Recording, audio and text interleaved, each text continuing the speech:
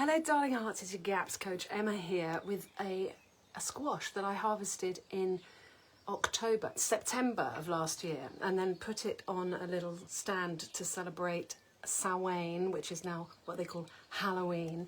So this has been sitting there for 7 months, and it's just starting to develop a lovely bloom of lactobacillus. Now I had a lot of these to eat, and usually I just chop them in half with a big axe, put them face down in the oven and roast them, and that roasted squash flesh is a most excellent.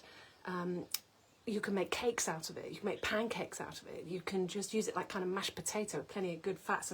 But why I'm interested in this is that this has lasted 7 months at room temperature in my house. How's that for storage? Didn't need a fridge. These are the kinds of foods we need to make sure that we've got plenty of, you know, when the lights go out and when there's nothing to eat. We need stuff like this about, so start growing it. This is now, I'm going to open this up. All of the seeds inside will be slightly fermented, which means they'll be perfectly ready to sow.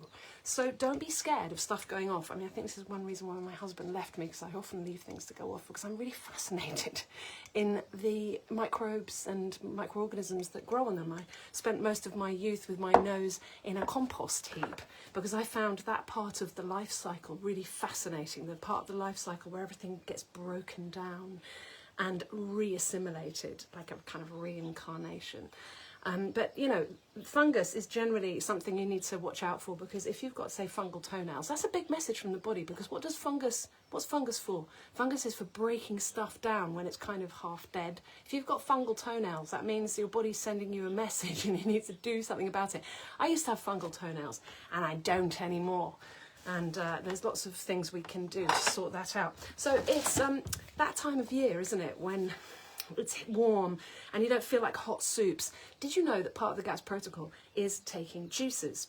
So we make carrot juice and we mix a little bit of 24-hour fermented high-fat dairy with it, because then that little bit of fat in with the juice with no fibre is like a little mini gallbladder flush. So rather than doing something extreme like the Andreas Moritz gallbladder flush, where you drink gallons of grapefruit juice and olive oil and have an extreme reaction and all of these gallstones come out, like some people recommend you do that, I say, why not just make a salad dressing, a really good salad dressing, and have some fresh leaves out of the garden. Salad dressing meaning like a 3-finger salad dressing. You take a jar and, you know, you put your 3 fingers on it, and then the first finger is vinegar, and the next 2 fingers are olive oil, extra virgin, in a cold pressed situation in a glass bottle. That's what you're looking for. And then emulsify that oil and that vinegar with the mother, a live ferment, with a little bit of honey, a little bit of mustard, you know, and shake it up. It's 10 times better than store-bought. It hasn't got any E numbers in it, hasn't got any preservatives in it, hasn't got any seed oils in it, so boom, that's a winner. And then, yeah, get juicing. You can do a little bit of carrot juice with a little bit of 24-hour fermented cream in it. Just have a shot to begin with and see how your body reacts, because there's a lot of sugar in the carrots. And as you know, on GAPS, we're on a low carb, as in no starchy carbs, but there's loads of carbs in carrots, for instance. I'm going to add a little bit of apple to that, and some cucumber and a bit of parsley.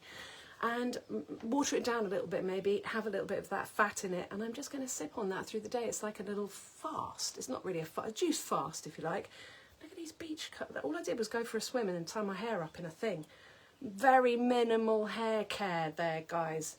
See me, timelesscookery.com, and come on GAPS retreat this summer, and we can hang out and talk about all this stuff, about when's the right time to have vegetables on your healing journey, because too much fibre too soon is going to feed the pathogenic gut bugs, because the prebiotics of the fibre in the vegetables are for feeding probiotic bacteria. But if your probiotic bacteria are a bit naff and a bit pathogenic and like spewing out toxins, you want to actually starve them out by not having any fibre, which means no fruits and vegetables. And some people are getting amazing results doing a kind of no plant GAPS.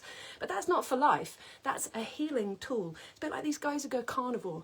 Watch out, because it's like the pendulum swinging from raw vegan to raw carnivore or whatever. It's like, it's really extreme. Might be useful as a tool just momentarily, but we're omnivores at the end of the day. You know, we need to eat fruits and vegetables and meats and fats. The things that we can really do without are the starchy carbs, the grain-based products. And even those, if they're grown, say, biodynamically on really clean soil and then fermented properly prepared, then we can start to enjoy those too. But these days it's hard to come by. So see me at timelesscookery.com and come on retreat this summer in Normandy, and we can go to the creamery and have kilos of raw cream and ferment it into cultured cream, and we can swim in the sea, get grounded, get our minerals sorted, get remineralized. Remineralization of the nation, people. Okay, have a beautiful day, and don't be scared of things that look like they're going off. You see, that lovely bloom of lactobacillus has grown on my squash because my whole house has a microbiome. Oops, I'm going to have to go. My whole house has got a biome, right? If you're making sauerkraut and lacto-fermented vegetables and they keep on going off, it's because you need to get more lacto-fermented stuff into your kitchen, especially from raw milk. Raw goat's milk if you don't tolerate cows, and raw cow's milk A2 from horned animals is best. And there's so many tips and tricks I can share with you, and I want you to be happy, healthy and well so that you can use the prodigious power of your mind to create the new reality, because that's how it works. Lots of love. Have a beautiful day. Bye.